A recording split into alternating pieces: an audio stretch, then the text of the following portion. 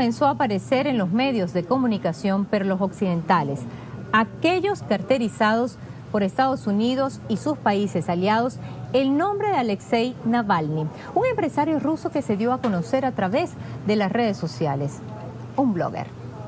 Para que tengan una idea, según estudios de opinión, Navalny en el 2011 era conocido solo por el 6% de la población rusa, es decir, de 144 millones de habitantes, menos de 9 millones sabían de su existencia.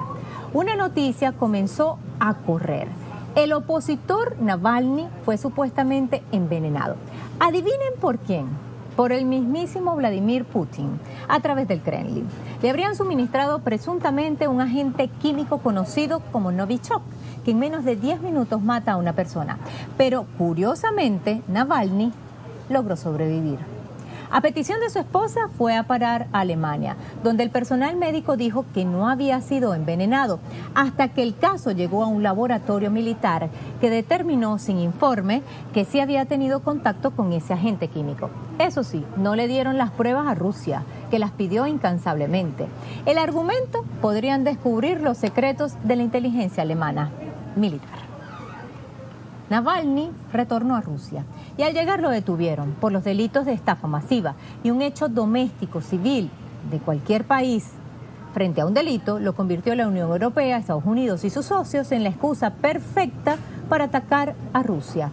Un solo hombre fue el detonante de amenazas de sanciones a esa potencia.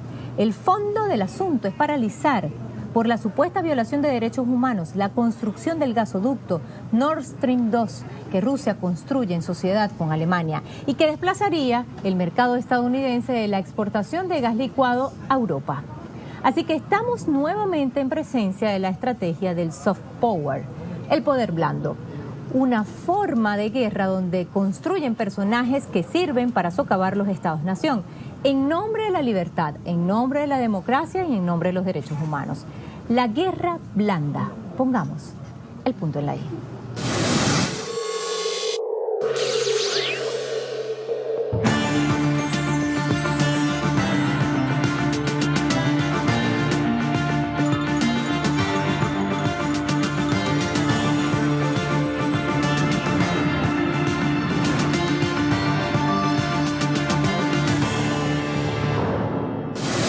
Estamos profundamente preocupados por los esfuerzos de las autoridades rusas. Decisión debería decir sentenciar a la figura de la oposición Alexei Navalny. Como todos los ciudadanos rusos, el señor Navalny tiene los derechos previstos en la Constitución rusa y Rusia tiene la obligación internacional de respetar la igualdad ante la ley y el derecho a la libertad de expresión y reunión pacífica. Reiteramos nuestro llamado al gobierno ruso para que libere inmediatamente e incondicionalmente al señor Navalny, así como a los cientos de otros ciudadanos rusos detenidos injustamente en las últimas semanas por ejercer sus derechos. Alexander Navalny, abogado, político, opositor al gobierno de Vladimir Putin, de larga trayectoria política, pero de poca aceptación en la ciudadanía. La popularidad en los medios occidentales inició en 2011, cuando abrió un blog desde donde hacía llamados a la manifestación bajo el argumento de un presunto fraude en las elecciones legislativas del 2011. Desde sus inicios como político en 1999, el opositor ruso se identifica como neoliberal, siendo defensor de ideales como el libre mercado, la eliminación del sistema de salud y educación pública. El opositor, que inició su carrera política en el Partido Liberal Yaboklo, fue expulsado de sus filas por sus cercanías al movimiento neonazi ruso. Según muchos de sus excompañeros, Navalny es considerado como un archinacionalista que defiende la ideología de Rusia para los rusos, negando la diversidad étnica que conforman la nación rusa. Educado en la Universidad de Yale, Navalny forma parte de un grupo de jóvenes financiados por la ONG estadounidense Fundación Nacional para la Democracia, en sus siglas en inglés NED, organismo encargado de financiar protestas en países donde Estados Unidos guarda intereses geopolíticos. Pese a la propaganda emitida desde los medios occidentales, donde lo posicionan como un líder político, Navalny obtuvo el 27,5% de los votos cuando se presentó a las elecciones de la alcaldía de Moscú, pese a que la Fiscalía rusa lo acusó de recibir donaciones ilegales desde el exterior para su campaña.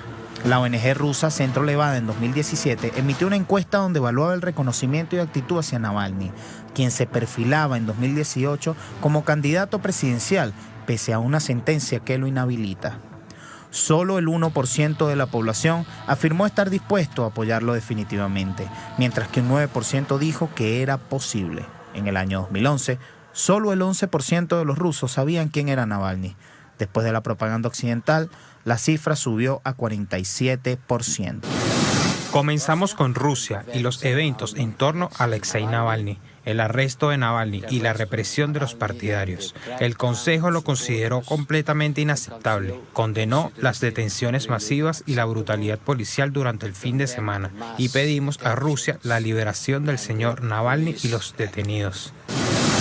En realidad, no se puede entender esta táctica subversiva, capitalista imperialista, que practican las potencias occidentales de la OTAN, las más importantes junto con los Estados Unidos, claro, para subvertir el orden de los países de línea independiente sin incluirlo en un contexto y en una articulación con otras formas de poder agresivo, subversivo, terrorista, militar, ideológico, cultural y político.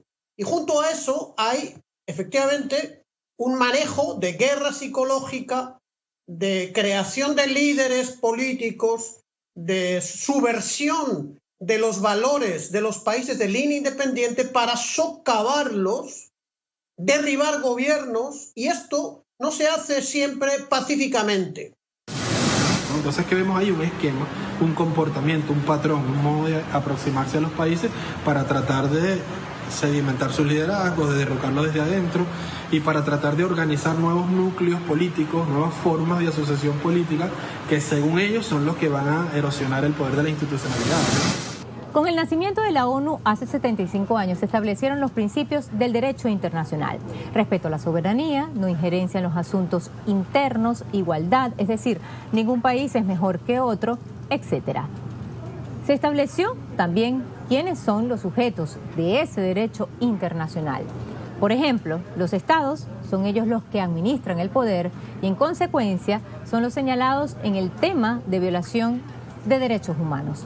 Pero, ¿qué ocurre cuando un estado es atacado por corporaciones, como los medios de comunicación, que no están dentro de la normativa jurídica? ¿Qué pasa con las ONGs que, aun cuando están reconocidas por las Naciones Unidas, no son sujetos del derecho internacional, sino más bien son usadas como instrumento para atacar a los países, como ocurrió en Libia? Basta un informe de una ONG para invadir. Durante 3 décadas, Estados Unidos, a través del Instituto Nacional para la Democracia Estadounidense, por sus siglas en inglés NET, extensión de la CIA, financia una red de ONGs en todo el mundo, establecidas en universidades y en los sectores más vulnerables de la sociedad. La captación y entrenamiento de jóvenes relacionados a sectores de la oligarquía para luego ser enviados a Estados Unidos persigue un solo objetivo: instaurar una oposición mediática para derrumbar gobiernos. Las ONGs, aupadas y protegidas por las normas del derecho internacional, sirven como instrumento de los lobbies financieros para financiar propaganda, logística para las manifestaciones y, en casos de mayor desestabilización, armas de fuego y destrucción masiva. Expertos argumentan que el mayor fuerte de estas organizaciones no gubernamentales reside en los vacíos legales del derecho internacional: blindaje, que paradójicamente permite a grandes potencias instrumentalizar su normativa y sus principios para su beneficio geoestratégico. La imposición de líderes digitales sin ningún tipo de aprobación popular, como el autoproclamado Juan Guaidó en Venezuela, los formalistas de Georgia, los grupos neonazis que actualmente lideran en Ucrania y la aparición de youtubers y bloggers en Eurasia, como es el caso del opositor ruso Alexei Navalny, y Belarus, Svetlana Tikhanovskaya, forma parte de un guión preestablecido por la ONG Canvas, encargada de reclutar y entrenar en Países Bajos y Estados Unidos para que funjan como líderes de minorías, y así armar la narrativa internacional para desarmar a gobiernos como el del presidente Nicolás Maduro Moro en Venezuela, Vladimir Putin en Rusia, Alexander Lukashenko en Belarus y Xi Jinping en China. Todos han recibido financiamiento de la National Endowment for Democracy, todos han pertenecido de alguna manera u otra a redes de ONG articuladas con el aparato central de financiación de Estados Unidos, que es la NED, la CIA, la USAID y otras fachadas, digamos, menores, pero que están también involucradas.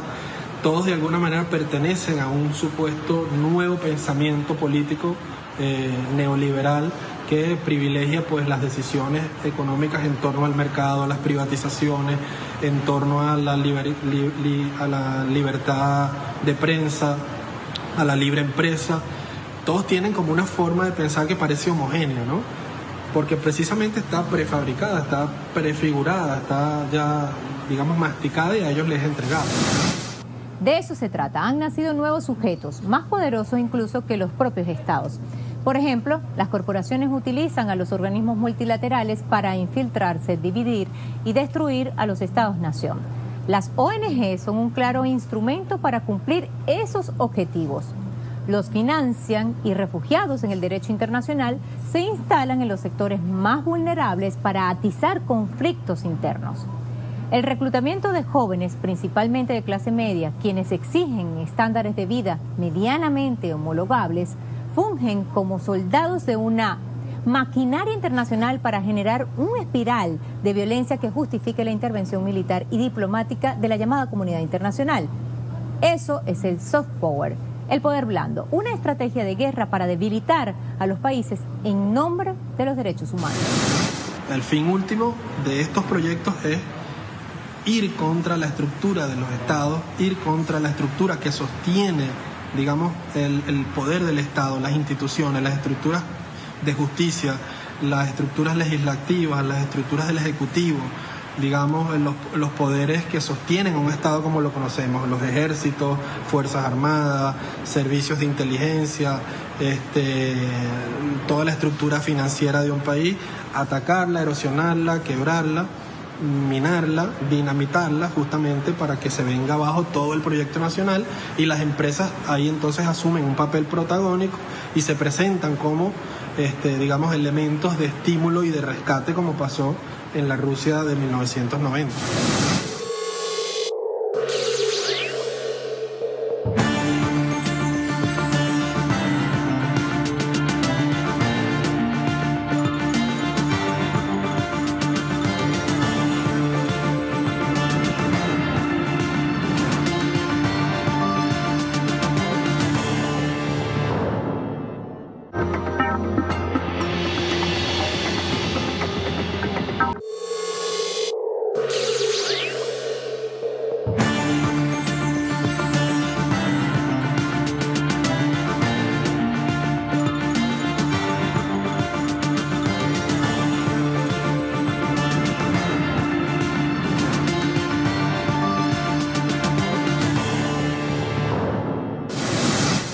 El opositor ruso Alexei Navalny no era nadie en la escena política, al igual que el autoproclamado Juan Guaidó en Venezuela. El marketing digital y del show a través de las redes sociales venden al mundo supuestos líderes, héroes postizos, en su mayoría blogueros y youtubers, que por lo general no representan ninguna influencia en la población. Son construidos y solo necesitan un clic. Sin un proyecto de país definido, carentes de experiencia política o un ápice de retórica persuasiva, saltan a la opinión pública utilizando la lucha contra la corrupción y la violación de los derechos humanos como eslogan político y moral. Es un intento de épica que con el tiempo, la fuerza y contundencia de los hechos y la verdad desmontan el espectáculo, pero ya el daño está hecho. La deslegitimación de gobiernos fundada en acusaciones de corrupción, movilización de menores de edad, el uso de símbolos religiosos, étnicos o raciales para atizar conflictos internos y la destrucción de instituciones estatales son las acciones aplicadas por sectores de oposición extremistas favorables a Estados Unidos que los expertos han enmarcado como la doctrina del golpe blando. Fundamentados en la obra del agente de la CIA Hen Sharp, los estudiantes universitarios son las fichas claves para desarrollar una estrategia predeterminada con el fin de propiciar un ambiente de desestabilización y violencia.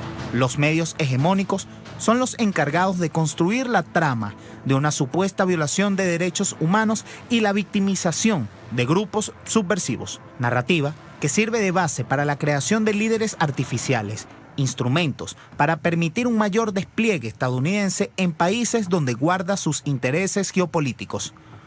El éxito de las revoluciones de colores en Georgia, Kirguistán y Ucrania favorecieron la instalación en el poder de oligarquías transnacionales, conservadoras y ultranacionalistas que tienen por objetivo posicionar a Estados Unidos y a la Unión Europea frente al liderazgo creciente entre Rusia y China.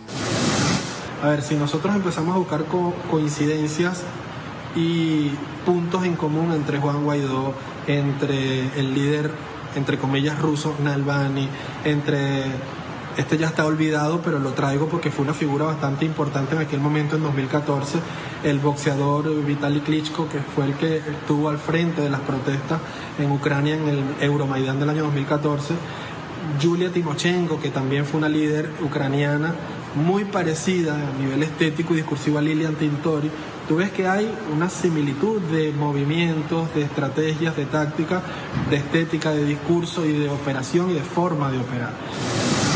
Si no hay, se lo inventan o lo crean. Con estas palabras, la portavoz de la Cancillería del gobierno ruso, María Zajanova, denunció la estrategia internacional de Estados Unidos para justificar sus ataques.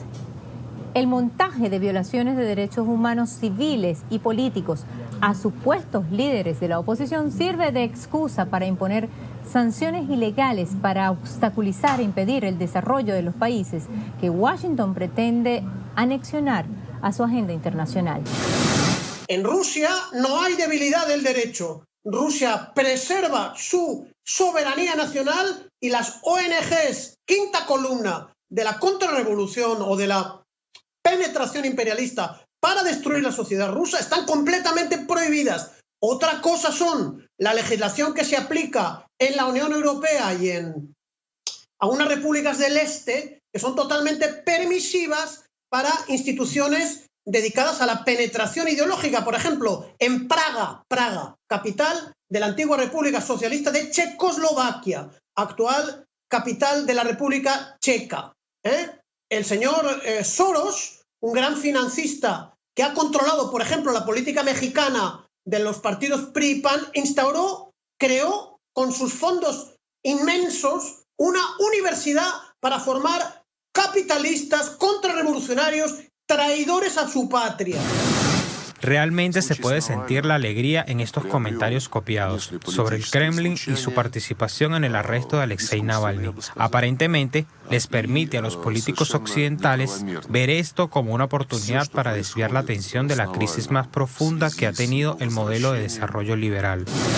Bueno, nos encontramos con Alemania, que le gusta tener relaciones económicas con Rusia, pero Alemania es un país imperialista fundamentalmente, totalmente enfocado a desestabilizar Rusia. Fíjese lo que ha pasado ahora mismo con la visita que le ha hecho el encargado, el alto comisionado, así se llaman pomposamente, para las relaciones internacionales de la Unión Europea, que es el señor Josep Borrell, un catalán español del mismo partido que lo voy a mencionar en esta entrevista por segunda vez, Partido Socialista Obrero Español, de Sánchez. Un hombre de confianza de Sánchez es Borrell. Borrell ha sido enviado o ha ido a Rusia para provocar a Rusia, para exigir la libertad de su agente Navalny, y se encuentran con el muro del gobierno ruso, que ha dicho que está dispuesto a romper relaciones con la Unión Europea si continúan sus provocaciones. De manera que en la Unión Europea predominan Francia y Alemania, de orientación absolutamente pro-imperialista. El fortalecimiento de Eurasia, los intentos de integración en América Latina y el irrumpimiento de países como Irán en el Medio Oriente en los últimos años modificó el espacio geopolítico hacia una política internacional multipolar. La comunidad internacional se encuentra en una encrucijada que podría modificar para siempre las relaciones internacionales. Constatado nuestra disposición a cooperar de forma pragmática cuando haya un interés y un beneficio mutuos. Tenemos una opinión común de que una mayor degradación de nuestros lazos puede tener consecuencias negativas y bastante impredecibles.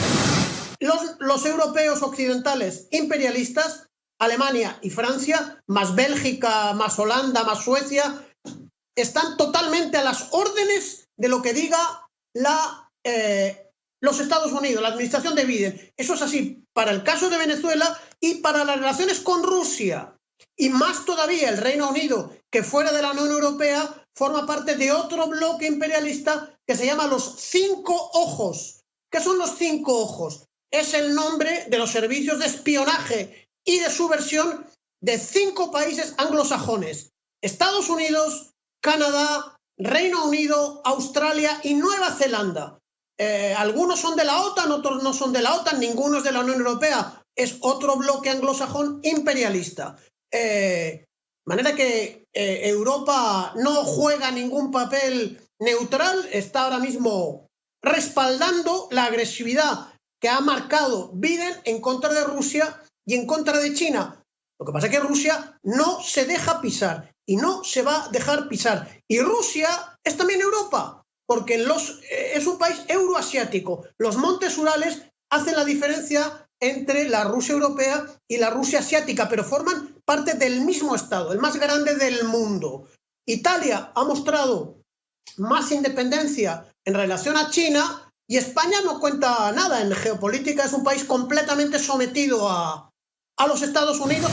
El fortalecimiento de Eurasia, los intentos de integración en América Latina y el irrumpimiento de países como Irán en el Medio Oriente en los últimos años modificó el espacio geopolítico hacia una política internacional multipolar. La comunidad internacional se encuentra en una encrucijada que podría modificar, y que ya lo está haciendo, para siempre las relaciones internacionales.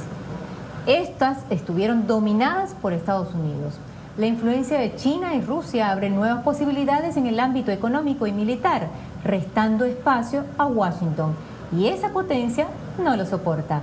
Están perdiendo espacio. La Unión Europea, principal aliada de Estados Unidos, no sabe qué camino elegir: un acercamiento hacia Oriente o continuar por las vías que conducen a la Casa Blanca.